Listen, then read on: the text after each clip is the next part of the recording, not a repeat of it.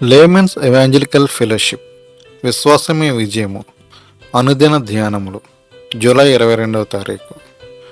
దేవునిచే విలువ కట్టబడుట.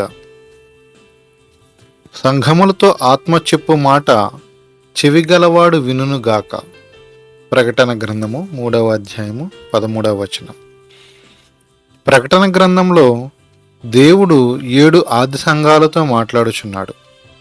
ఇవి మానవ పద్ధతులను బట్టి విలువ కట్టబడలేదు, కానీ ఆత్మ సంఘములతో చెప్పు విషయములై ఉన్నవి.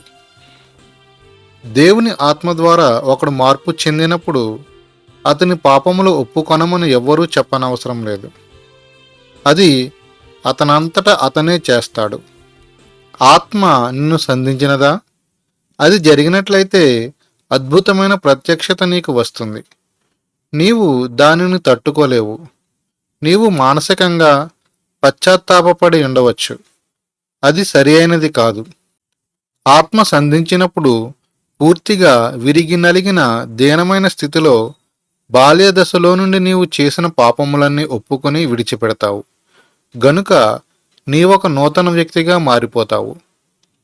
నీ కార్యాలు, నీ స్వంత తలంపులు, నీ స్వంత ప్రణాళికలు అన్నీ ఉద్రేకపూరితమైనవే గాని విశ్వాస సహితమైనవి కావని ఆత్మకు తెలుసు.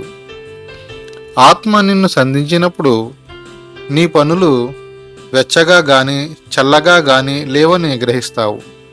నీవు ఆత్మ సంబంధమైన మనుషులతో కలిసి ఉంటే వారి వలె ప్రవర్తిస్తావు.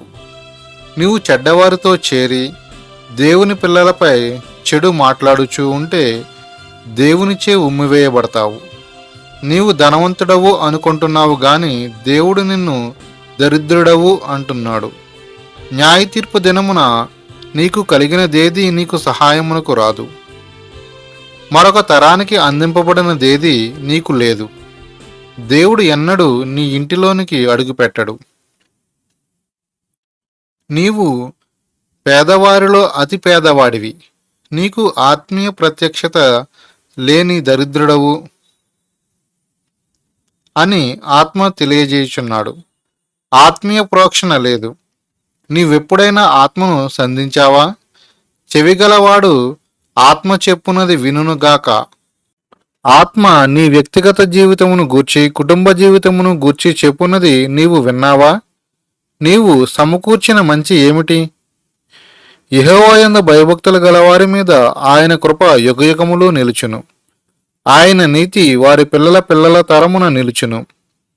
కీర్తన 103, 17, 18 వచనములు.